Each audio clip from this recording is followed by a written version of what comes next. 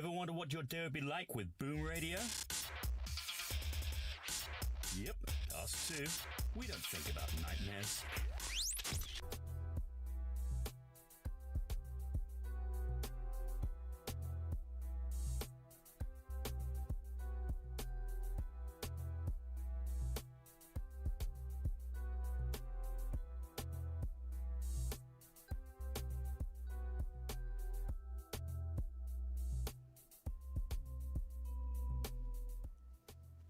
Good morning, good afternoon, good evening. Welcome to the Boom Bar. Brand new episode of the Boom Bar on Boom Radio NG. My name is Shola Rogers. Okay. There is a level of excitement. Did we win AFCON and I do not know? Life does not evolve around AFCON or any of those things.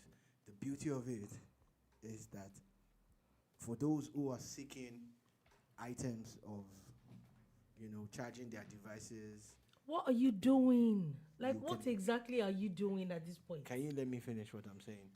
There's nothing to see. You can always acquire them as you need them. It's almost as if, people don't realize how important every device and item is important. And for me, I realize it. God bless you guys who are on that side. Thank you for being a part of the Boom Bar. And don't go anywhere. Today, we're talking music, sports, politics, and everything in between. I have nothing to say to this at this point. In between. I don't know what he's talking about. But Bidjo, warm welcome to the bar this very interesting afternoon. Please, can we? Any which way, it's a very, very interesting day today. We're going to be talking about a lot of things. First things first, a lot of AFCON gist. Actually, there's things that we're hoping that we're going to be breaking down as we speak. Now, also, a few things that we're going to be talking about. Also, there some people are supposed to pay fines. Some people are messing it up.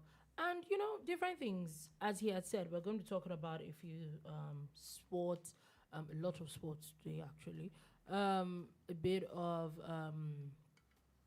music here and there. And anywhere the gist carries us today, we will go. So let's go right into today's gist. As we start today with, of course, AFCON. We know that AFCON was today. Ended yesterday, and with the host. And this is the first time in years that the host nation actually won AFCON. Interestingly, and of course, everybody will want to talk about Nigeria. But before we even get to Nigeria at this point, let's talk about Ivory Coast. Let's talk about their journey from the beginning of AFCON all the way up until them winning. These are the hosts that we saw have a very pretty woeful group stage. They were one of the best losers. They were almost not going to qualify, but here we are. This is also another representation of anything is possible in football. You see all sorts of things happening in football. Remember, this is also reminiscent of remember Argentina losing their very first group stage game at the last World Cup, and here they finally won. So it's quite interesting, and so there's a lot of things. And like I said, I think for more than 20 years, AFCON hosts have not won the title in over 20 years. And so this is the first time. So they are actually breaking a particular jinx. And I think that they deserve it. A lot of people have a lot of things to say about a lot of things that went down. But at the end of the day, they got the goals and they won the cup. All right, we are definitely diving right into it. We covered AFCON from our studios, actually. We brought you the highlights. We talked about a whole lot of stuff. And to a large extent, we did what we were supposed to do. We were as biased as could be in support of the Super Eagles, you know. Even if at some point we felt that leading up to AFCON, they didn't inspire confidence. Yeah. But the team grew. You know, typical Super Eagles team that starts to pick up after every game. And here we are talking about how they made it to the finals. I'm just glad that this set of guys have also etched their names, you know, in the sands of time. Everybody would remember that there was a team of 25 players who achieved this much. Yeah, they definitely got to the finals. You know, so starting off though, I honestly think they punched above their weight. Looking at the kind of preparation they had, looking at the friendly games they played, and even the qualifiers, World Cup qualifiers, it was terrible. It's not been very impressive. It wasn't great. They lost. They played a draw. It felt like a loss to me, to teams that would usually have defeated. You know, so they went on the road again and also played another draw, making it difficult for themselves to want to qualify. And now one of the teams that they had a tough game against at AFCON is going to come up in a few weeks' time now to play them again. Talking about the Bafana of South Africa.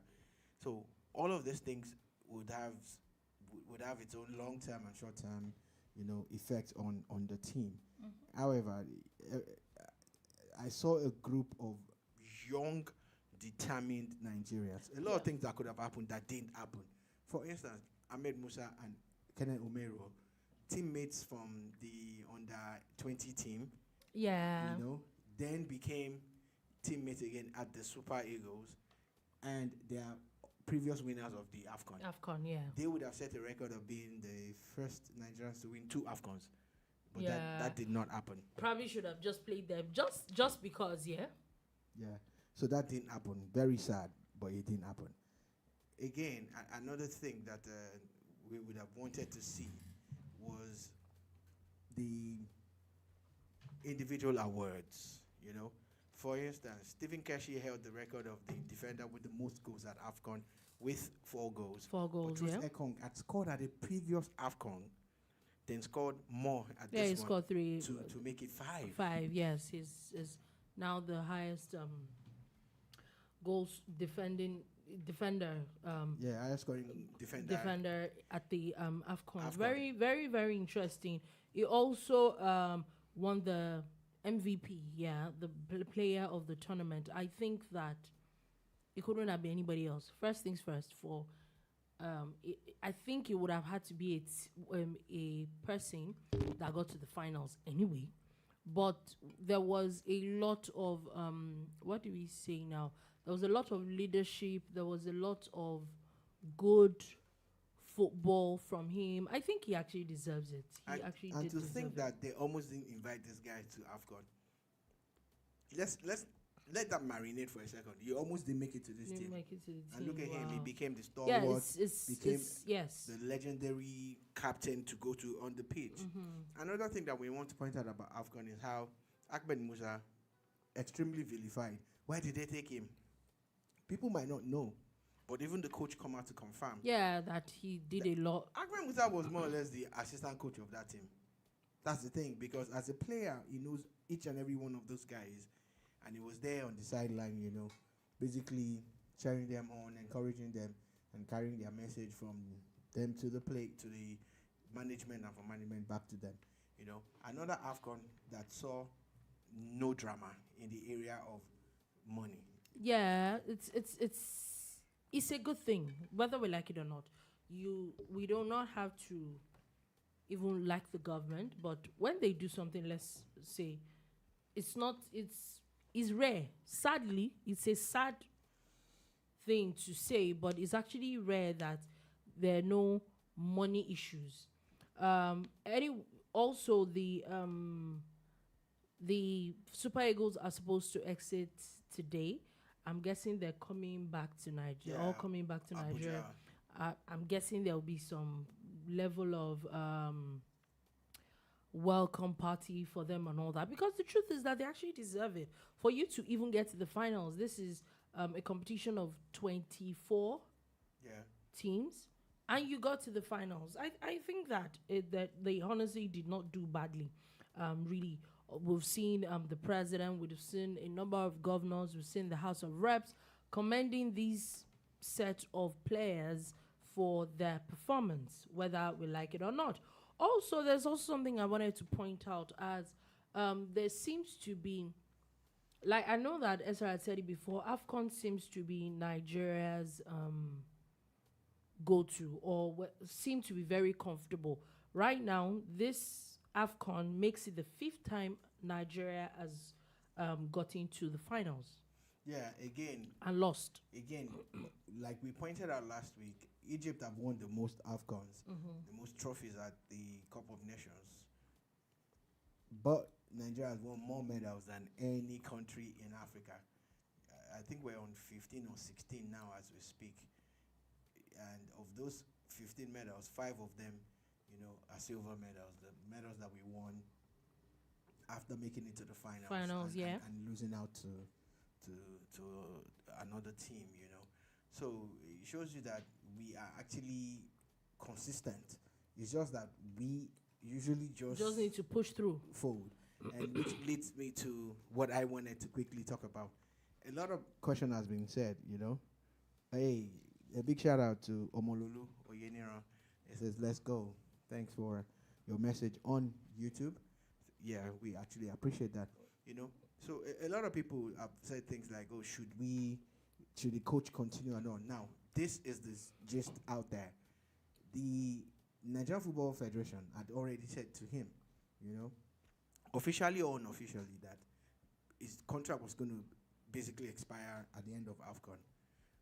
But if he could get his team to the semi-finals, he would get a renewal. And based on that, there should be no discussions. He should just get his renewal because, one man would sing, agreement is agreement, you get. However, I have a different opinion. I think he's done well at AFCON. I must give him his flowers. The fact that he took the team to the finals is a big deal. But has he fulfilled everything that a coach should have? I don't think so. Okay. For instance, I keep pointing it out over and over and over again. When you go into a partnership or a management deal with an expatriate, it is beyond him just coaching the team. He's also supposed to impart knowledge in the local coaches. He's supposed to be better than them anyway. Yeah. So he's supposed to be bringing something to the table. Has he done that? I don't see that happening. We've not heard of any. Did they even organize any seminars and all of that? No, they didn't. Okay. 2, how many players has he been able to uncover from the local league? I know he watched a few local league games. Of 25 players at AFCON, only 1, Odumodu Blvck, a goalkeeper, made it there. And guess what? He didn't even see 1 second of action. So, what are we talking about? South Africa, on the other hand, was predominantly peopled by players who are based in... You know why it was difficult to play them? It's more or less like saying Barcelona is representing Spain. That's what happened with South Africa. It's like you just take Barcelona and Real Madrid players. And say, oh yeah, these guys will play as a unit. They know each other. Yeah. They've been playing together week in, week out. And you know why? Because the South African league is doing well. So again, the organizers of the league, the owners of football in Nigeria, the NFF, what are they doing right or wrong? Yeah.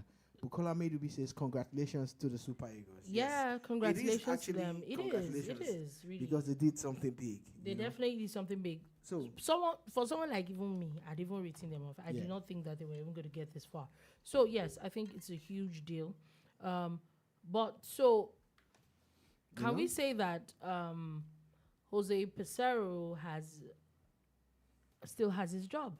Well, if they go by the agreement that they had with him, he will have a job. But I'm saying, I want to prick their conscience. I want to ask them, and is this guy... Has he done enough? Because the minimum you will give him is another 2 years, which will definitely lead up to a World Cup. World Cup? Does this person look like someone that can carry people to World Cup? And one of the things I want to point out is, I know that we've heard of cases of people dying or getting injured from And watching there's football. AFCON next year. Oh. You know, Let's- from let's- watching football. I know we've had this issues in the past, but have you ever heard of a case where 6 Nigerians died while watching a Nigerian game in different parts of the world? 5 of them in Nigeria, 1 of them in Cote d'Ivoire. It has never happened before. At least it's not on record. But this one is on record. You know why? It's the anxiety, it's the pressure. People are watching the game with their hearts, literally in their mouths. Their hearts are beating faster. People are basically dropping dead. It's almost like as if they don't have so much confidence in the team.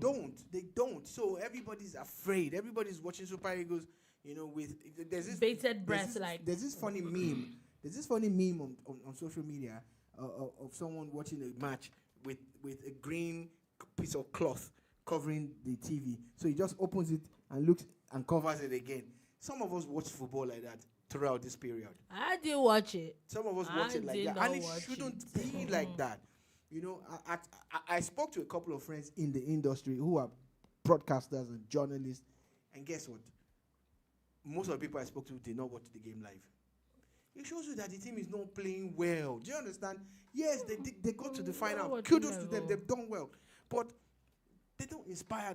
And it's not the players. The players are fantastic. I think players. they're all fantastic players. They just coach. don't have that synergy. You want to play Cote d'Ivoire and you set up so defensively and you think you can defend for 97, 98, 99 or 120 minutes as the case may be, because trust me, they're going to do time added on and everything.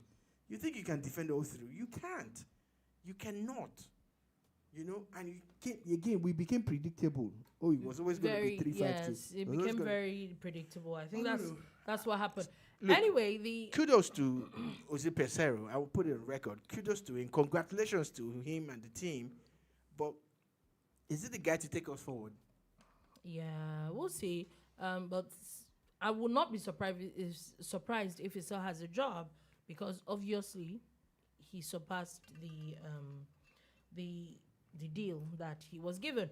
Now, before we leave that, one person that will say that was an AFCON, what's the word now?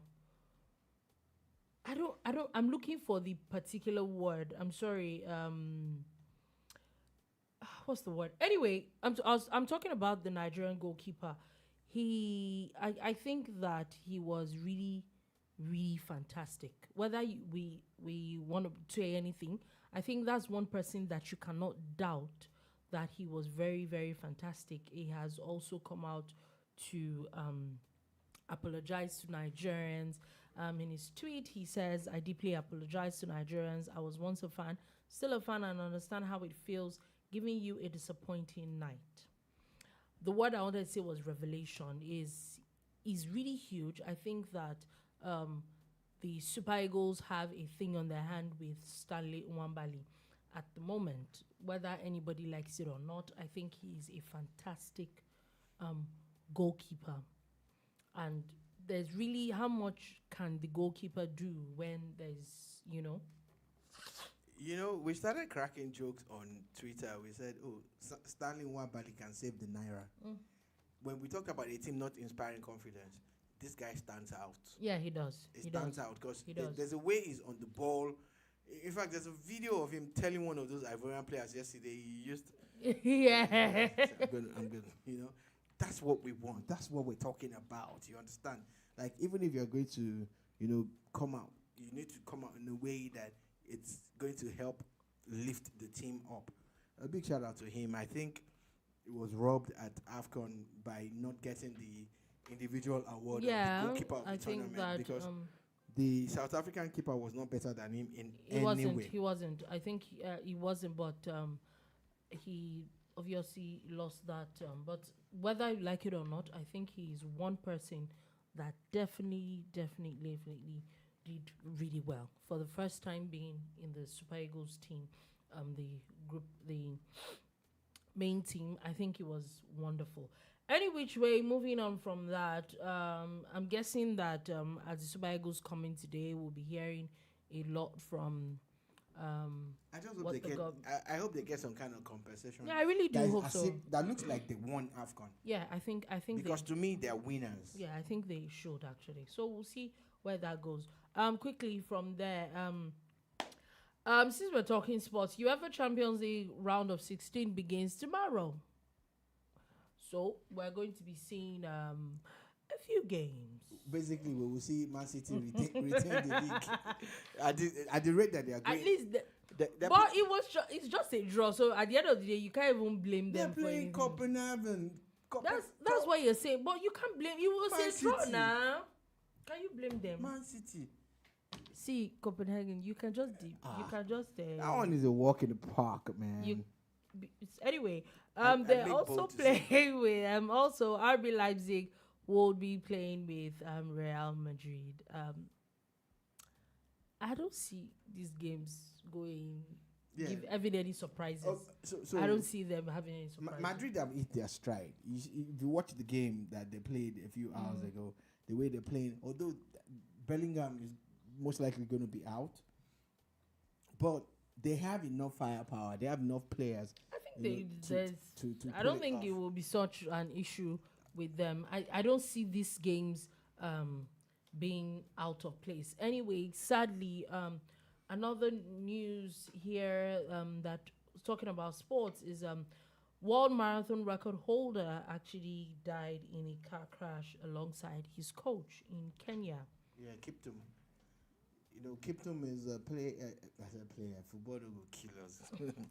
He's an athlete that actually was the one that was being tipped to break that 2-hour barrier in the long distance races, especially in the 42-kilometer marathon.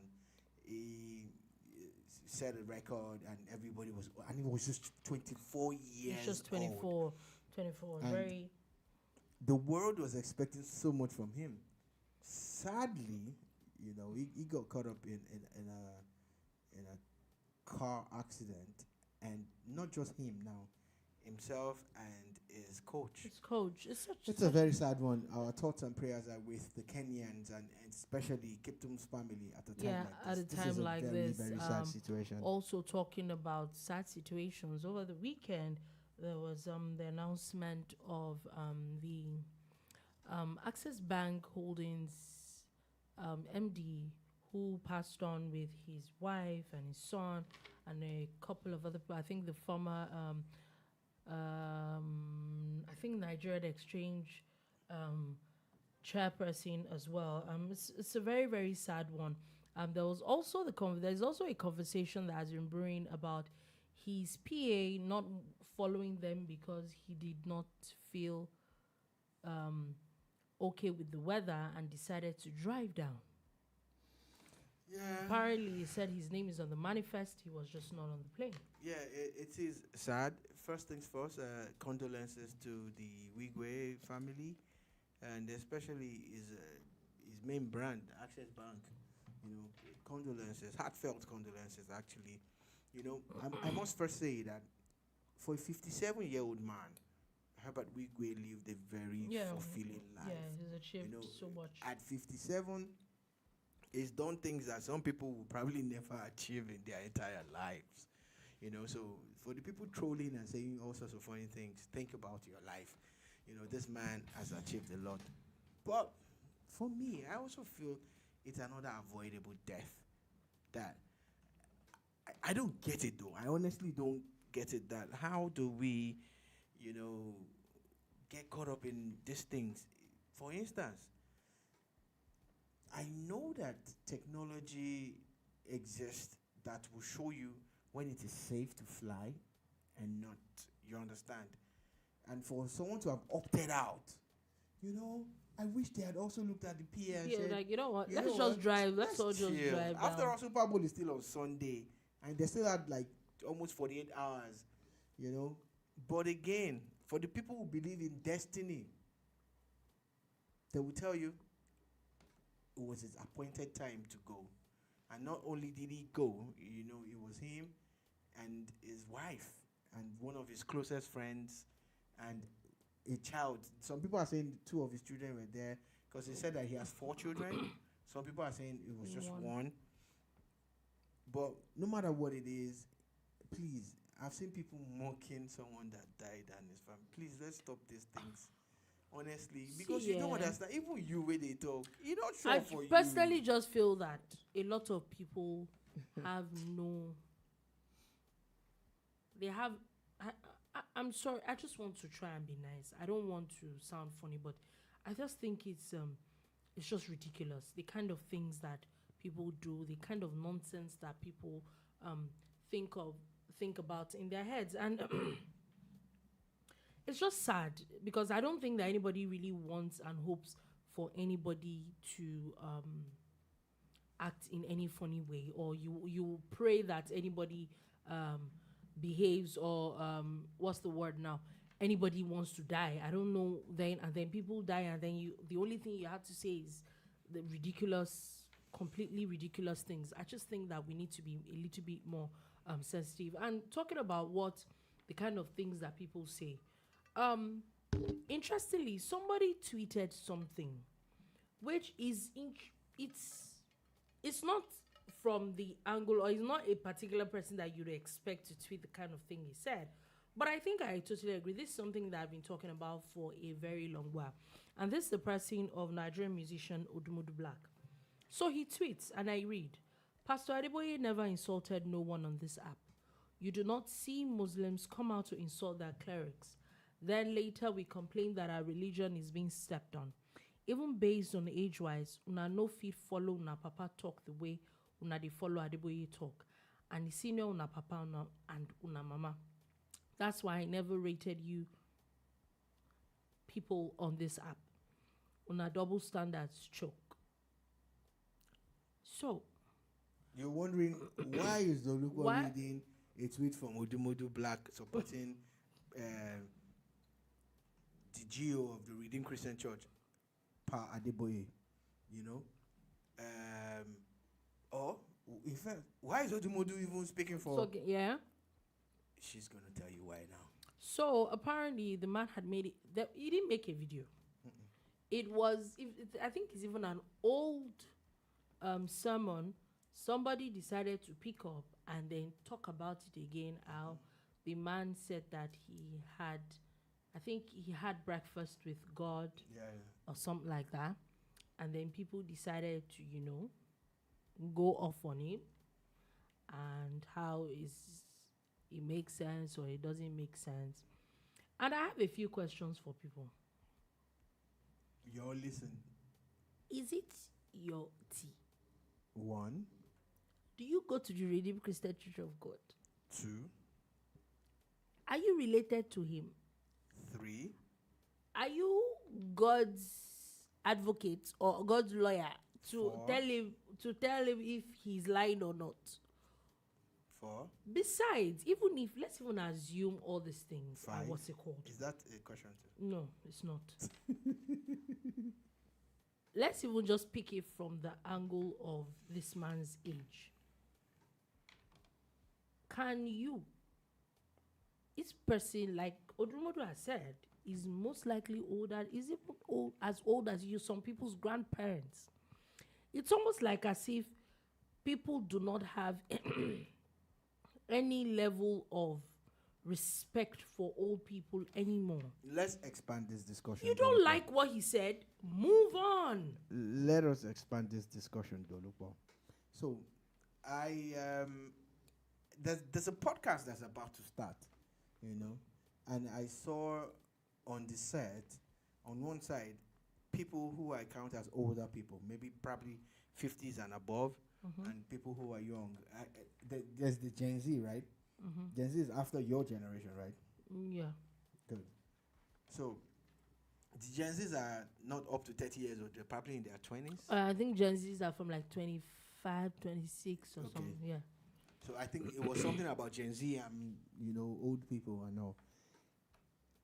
There is something I have noticed, I have observed, and I don't blame the Gen Zs. Okay. Through the years, respect, culture, training has become eroded. You were raised by strict parents. When I say you, I'm talking to those of us who were raised by, if you are, raise up your hand, you know. You were raised by strict parents. But when you're raising your children, it's kid gloves. I'm not saying beat them or whatever, or assault or, do whatever to your children, physically or otherwise. I'm just saying that it gets worse when you look the other way all the time. It gets worse when you don't know when to put your foot down. It gets worse because your children have their way all the time. And they know how to, it's called mumu button. They know how to activate your mumu button and it works. Then you also expect the same people that you did not train well to behave well. Because you think you can wish good behavior onto someone. It's not a prayer. Good behavior is taught at a young age. And then you think a guy or a girl that is already 18, 19, 20, 21, you can train them. I'm sorry. And that's where the problem lies. In that podcast I was referring to, the trailer of this podcast, there was a young person that was telling the older people that, look, if you mess up, I will not respect you. Someone that's after your life or something. You see, there's this funny thing about very young people who are in that category. Yeah, I can say very young because I am not that young. I'm double that. And I'm glad. So I see it. And respect does not exist in that world. There's nothing like respect in their world anymore. They're saying that if they feel that you deserve to be disrespected, they will disrespect you. They don't care who you are. Okay, so I get it. You think that some people deserve to be disrespected? Anybody, yeah. Everybody go collect. Because maybe somebody comes to you and then they do something to you and then they disrespect you. Yeah. A man makes a video in his church talking to his congregation. How in the world is it your business? So everything is their business because the world belongs to them now. Do you understand? Okay. And is that aggression that the sad part? The one that used to bust my brain the most is that social media makes it easy for everybody to just open my mouth and say whatever you like. Yeah. Can there's not a matter of can you see, because you won't even be in the same space with this kind of person. If peradventure you are maybe in the same space, maybe you are at an event, you can't even move close to this kind of person. Talk less of being able to say these things in front of them. Yeah. So it shows you how eroded our culture. Which is just ridiculous. That's why someone can die, and then you feel that you need to open your mouth and say trash. Do you remember the video of a lady that was asking the governor of Lagos questions and grabs the microphone? The governor says allow her, and she's taking the microphone and shoving it in his face. These are the things. And you obviously saw what came for her. Are you joking? These are the issues. Look, you can still voice your discontent with the older generation, which you will become, hopefully, if you behave, you will become the older generation. You can't even then you will understand. You don't get my point. My point is you can't even air your discontent with something that is not your business. He did not call you to say it's like this. So guess what? You're making one mistake. Business. How many people have business? How many people have work? How many people are gainfully employed? I'm not saying that they are not employed though. Gainfully employed. See, when you have work, you will not have time for regbe now. You won't have time. But these are people who virtually live on social media. Now, guess what? I do too. Me, I spend time on social media too. But it's only when there's a downtime, or in fact, social media is still work for us, for some of us. But what I'm trying to say in essence is that it's their business, because they will tell you it's on their timeline. Guys, see, una go hold too. You don't get una go hold too. Then it go happen. When and if you see this video, you can say anything you want to say. Trust me, I've been there, done that, so I don't care. I just laugh that you think that you can disrespect anybody, and you think it's okay. Happens. It's just I just think it's just ridiculous. It is just ridiculous. Again, that's my own. Again, when you do not understand certain things, just keep it moving. Keep it moving. Is it every? I'm a Christian. Is it every pastor that I see that I agree with whatever it is they say? No, but it's not my business. Talking about pastors and agreeing with what they say and they don't say. Sunday morning, I downloaded this video, but I don't know why I didn't post it. I've been gathering a few of these videos. There's a pastor that says that Jesus Christ was crucified in Imo State. Trust, I kid you guys not. These reasons why I have that video. The pastor said that Jesus Christ was crucified. I will just move. I'm not even going to say anything. We move. The man was speaking with so much seriousness. Permission to post the video. But you know the truth is that no, you can post the video for laughs but he was probably talking to his members, Abi. He was making a video, as in he sat down in his office and he was addressing the world and saying he's not addressing the world, though. He's addressing his followers. That they changed, that Manuel. He's addressing Emmanuel. God. That his name is Manuel. We don't have time for this. We don't have time for this. I'm not even going to. Well, I'm not going to. Nope, I would not. I would not. Because I know that somebody upset me this afternoon. Any which way, moving on from that, the Nigerian Electricity Regulation Commission has announced that it has sanctioned 11 electricity distribution companies for non-compliance with the capping of estimated bills for unmetered customers. So they have now said that the discos will be charged a sum of about 10.5 billion. They're going to deduct a sum of 10.5 billion from the annual allowed revenues of the 11 discos. So the concept basically is that for people that do not understand,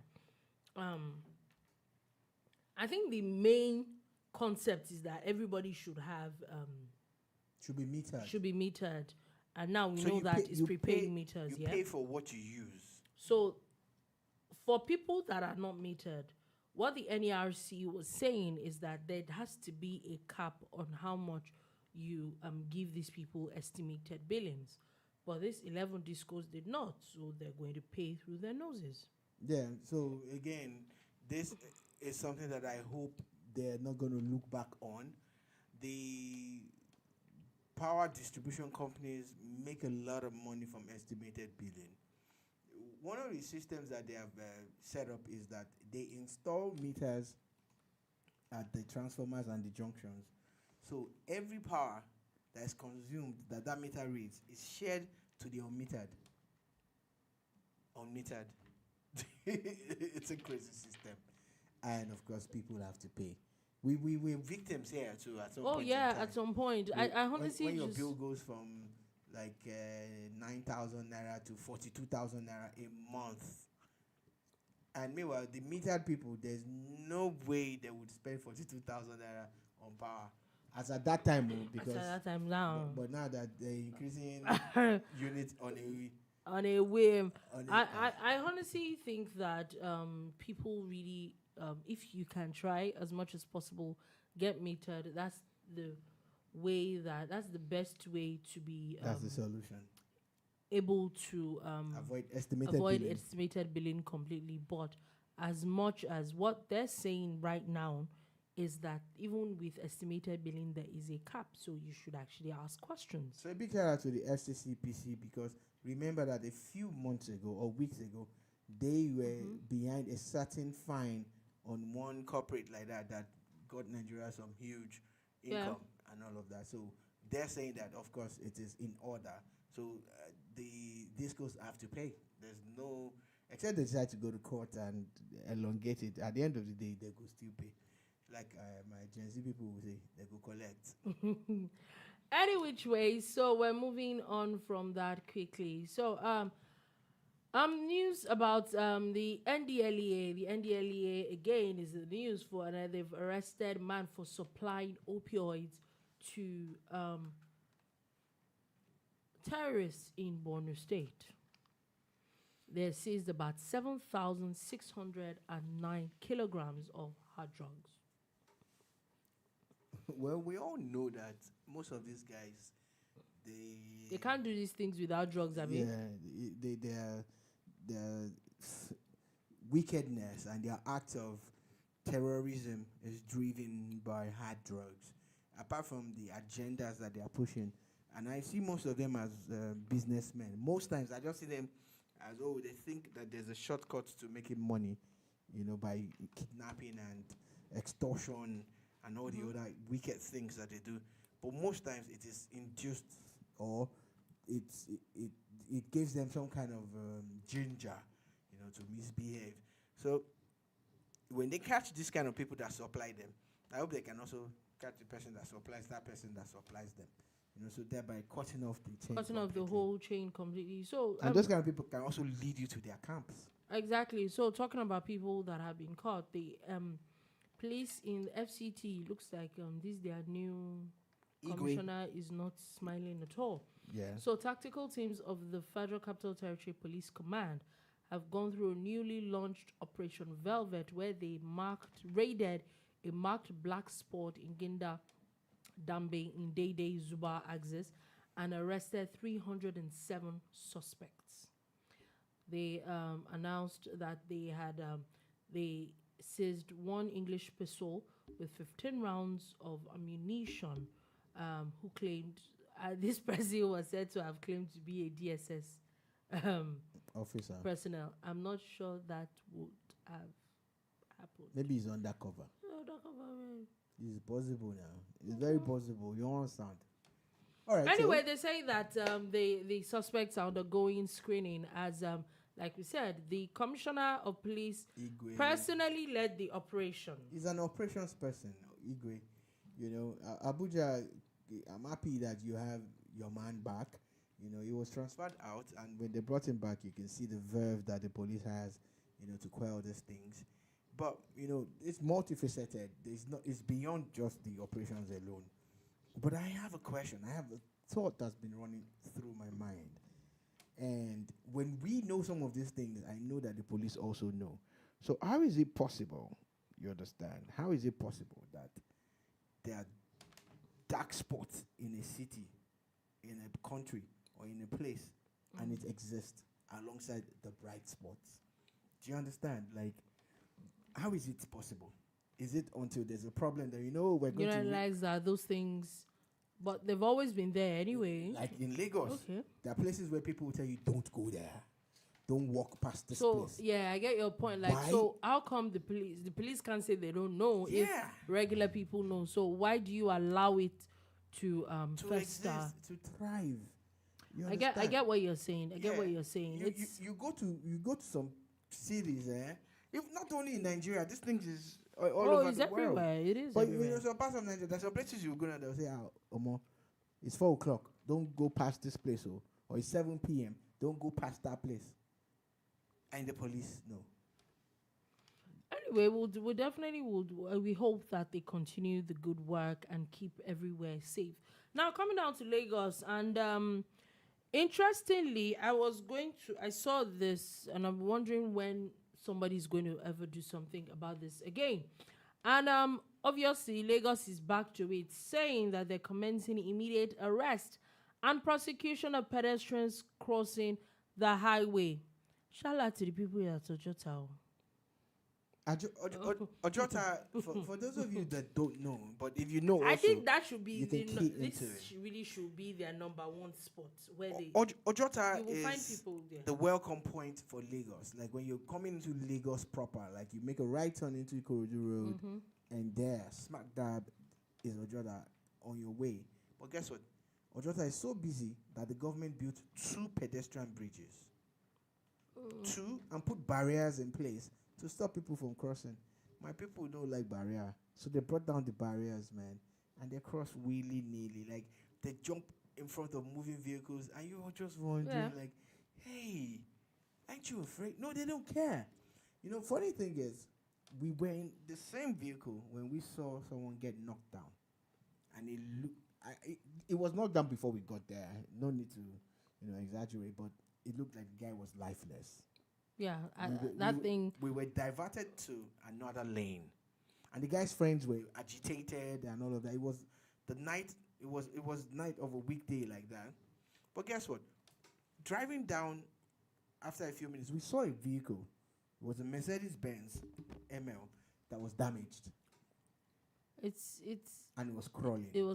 It's sad. And because the assumption is that must have been the vehicle that hit that guy.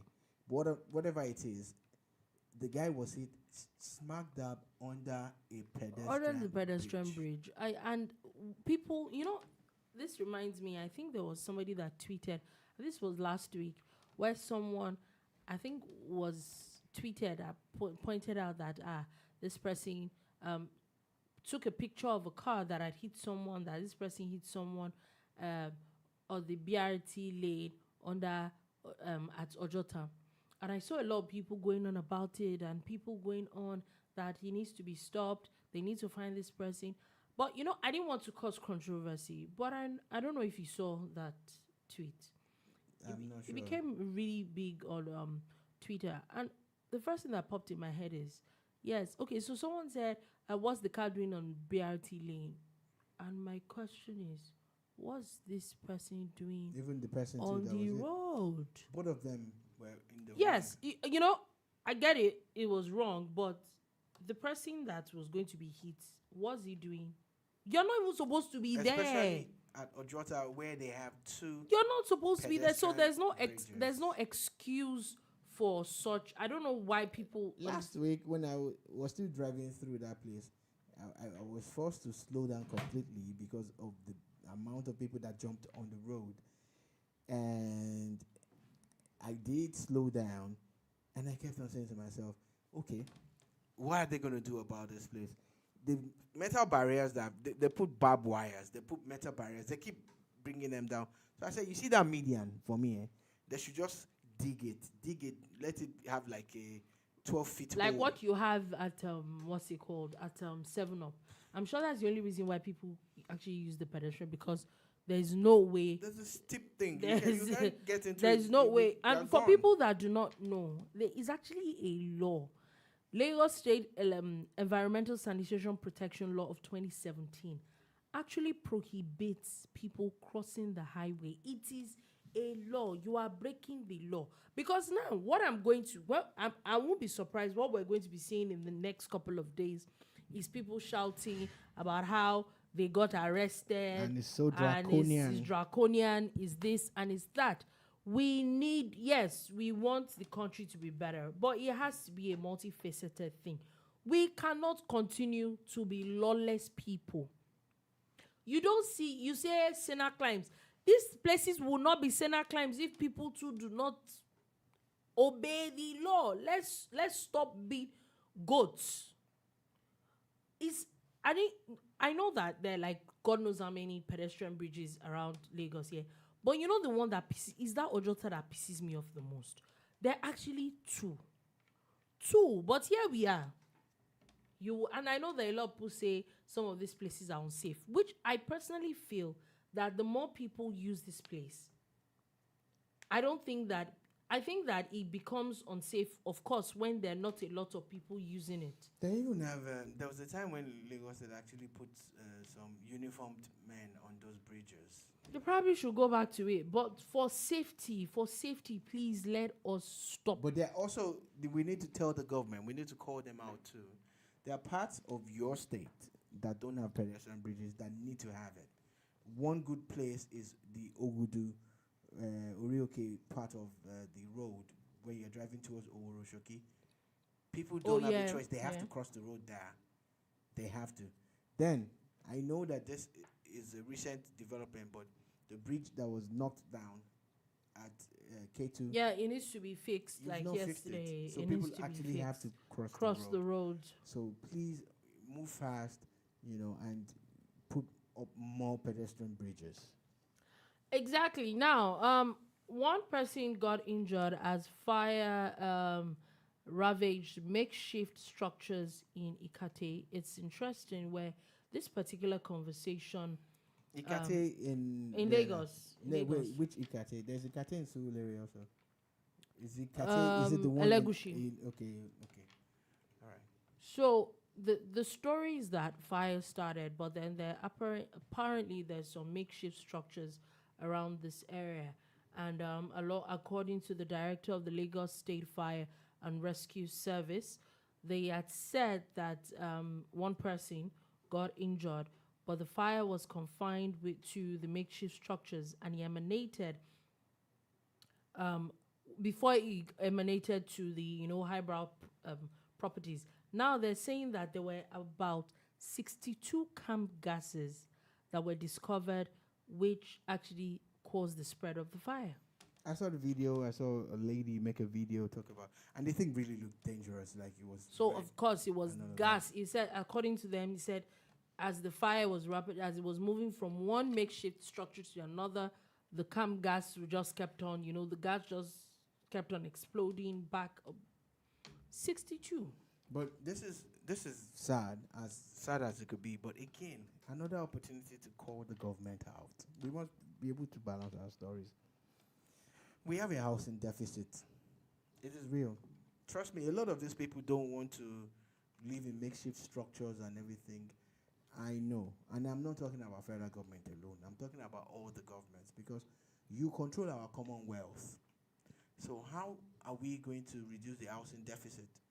There has to be a way around it. There has to be a way.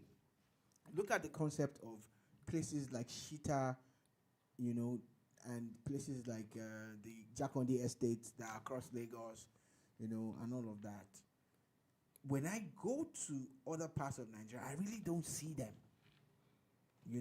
Federal government will tell you they've built XYZ, they're not enough. And then those ones they build, who are the people that are getting who them? are going to get it? Your friends and cronies and family members and all of that, or staff. You don't understand. We need to address this housing deficit. It's the truth. That's just the thing, And it must also be done in a structured way that people can activate loans and mortgage. We have to look for something. We can't continue like this. You can destroy all the shanties you want. You can chase people away as much as you want. But it doesn't mean that there's no housing deficit. Now, talking a bit about business, talking about it, going all the way to Enugu, as bottle and sachet water producers are looking to shut down their operations due to high cost of production. The high cost of production is a problem that we all face. Everybody's going through it. We are coming from a system where our mainstay, which is petrol, was subsidized. Not even diesel or kerosene. Petrol was subsidized. Then suddenly, petrol is no longer subsidized. And the dollar is also no longer subsidized or being defended. It is a double whammy. It is too much of a shock for the system. And you can either make or break an entire system. That's the thing. Even if the government has good intentions, they need to play up quickly to save businesses. There has to be interventions. Trust me, it has to happen. They're talking about us moving to gas. As we speak today, LPG that we also use, as we speak, is LPG that we're using here. Now, CNG is said to be cheaper. Where are the CNG centers? It's been 7 months or 8 months. They've been going on about. Where are the CNG centers? Where are the conversion centers? Where are the dispensing centers? Someone put out a tweet. I was reading something about a plastic manufacturing company that had to create their own power plant. Now the power plant needs another expansion, and they don't even get enough gas supply. So now they have to revert back to diesel. And diesel is on the high side. And they said Dangote is going to do diesel first. He has 5 tranches or 6 supplies or whatever. Where is the diesel from Dangote? How much is it? Are the people going to get it? Will it bring down the cost of production? Because honestly, I can relate to businesses that are going through this a lot. energy crisis. This energy issue so as well. If the government is serious about moving us from petrol to gas and other let's know what we're doing at the moment. What exactly have they done? Anyway, we'll see. We'll see what's happening. The Shell has also announced that they had sent about 475,000 barrels of crude to the Port Harcourt refinery. Who's announced this? Shell. Yes, we heard that about 2 days ago. We'll see if so maybe it's looking like the Port Harcourt refinery too would start soonest. But anyway, before we go, there's official news that Niger has restricted all flights to and from Nigeria. Now, let's explain a bit. So, according to a circular from them, they're saying that, in basic terms, planes that are moving from Nigeria that are just going elsewhere is fine. But you cannot take a plane to Niger now and in Niger plane and a plane coming from Niger to Nigeria? It's all part of the hostilities. It's all part of this Cold War. I have a question. Who is going to Niger? Well, you don't know, but maybe they have traffic for them to have come up with this. Everybody else that you want to go to Niger, go somewhere else. The people in Niger are definitely reacting to the sanctions that were instigated by the ECOWAS chairman, who also happens to be a Nigerian. And they feel that they're fighting for their lives. This is a fight of their lives. And at times when they do this, they get attention. It's all part of the diplomatic, chess game. But what exactly really, how much business is Nigeria getting from Niger? You don't know that for a fact. That's why you're asking, so which is a fair question. But what if there's so much that it will impact on our people? So we definitely will see her. We know that closing the borders has affected them more than us. Also cutting them off our grid is also another way of showing them. But they have stuck to their guns. They're trying to create their own country, their own coalition, their own arrangements. So Nigerians cannot fly directly to Niger, and Nigerians cannot fly directly to meet Nigerians. So we'll see where all that is going to. And quickly before we leave, also, Senegal, we know that for the past few days there's been protests in Senegal due to the movement of the election date. It's caused a lot of uproar. I think that there was talks of even President of Nigeria going to Senegal to talk to the president at the moment. But talking about this crisis, there's now a death toll of about 3 people. 3 people have now died in this protest. So it's not looking good at all.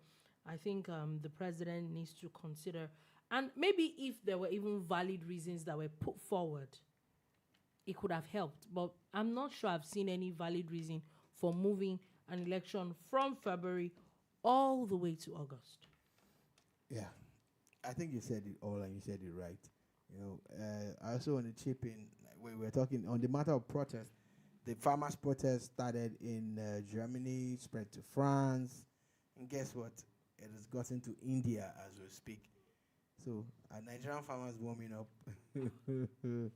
because we need food. Though we need food. Don't let them strike at this point. But maybe the strike will bring some kind of, positive response from the government. Okay, we'll see. Any which way, finally, before we go, Sony has now acquired a stake in Micheal Jackson's $1.2 billion music catalog. Massive. Micheal Jackson, even in death, still keeps making money. Yeah. He is a money-making machine. I hope that his estate continues to benefit from the work that their father or their progenitor has put in place. Because it's a big deal to have been Micheal Jackson on this world and in this world that we live in. So yeah, that money. If Micheal was alive, I doubt if this will happen, but it's all good. But it is what it is. Any which way, on that note, that is all we'll be able to take today on The Bar. Thank you for listening. Thank you very, very much for watching. Thank you so much for the comments as well. We'll be back again tomorrow at 3 p.m. West African time to give you another wonderful edition of The Bar. Have a beautiful, beautiful week ahead.